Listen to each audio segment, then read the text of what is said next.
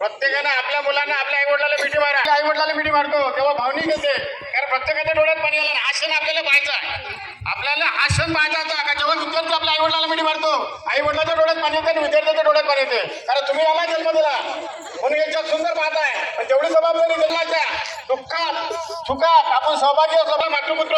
कारण तुम्हाला खरंच पाहिल्यानंतर मला माझ्या डोळ्यात पाण्यासाठी आपण यांचा कार्यक्रम घेतला. पुढचे सूत्र मी शिरस्कर सरांपाशी देतो.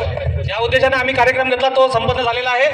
तर मागील जितलो कामयाब हो जाओगे वरना सारी दुनिया जीत कर भी हार जाओगे, वरना सारी दुनिया जीत कर भी हार. आता आशीर्वाद द्या, तुम्ही आशीर्वाद द्या. असा हात ठेवा, त्यांच्या पाठीवर हात ठेवा, डोक्यावर त्या पाठीवर हात ठेवा. आणि सर्वांना विनंती आहे, आदरणीय पालकांना विनंती आहे, आपल्या मुला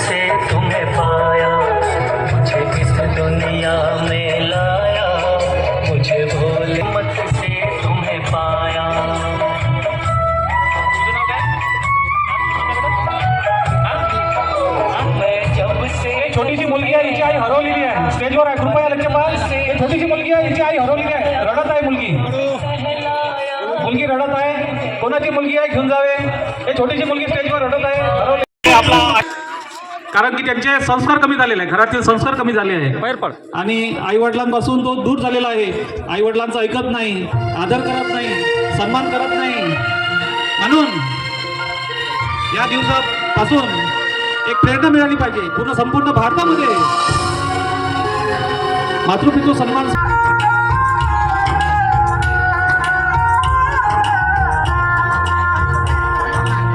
बाग को जन्म देने वाला बाग अपने पौधों को सींचते हैं.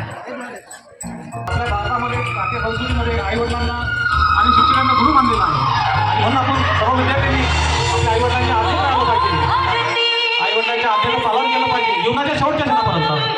त्यामुळे आपल्या आई वडिलांना पुढच्या व्यवस्थेमध्ये आपल्याला अभिमान वाटला पाहिजे. हे आपले भारतीय संस्कृतीचे संस्कार आहेत, हे आपल्या त्याचं पालन करावं.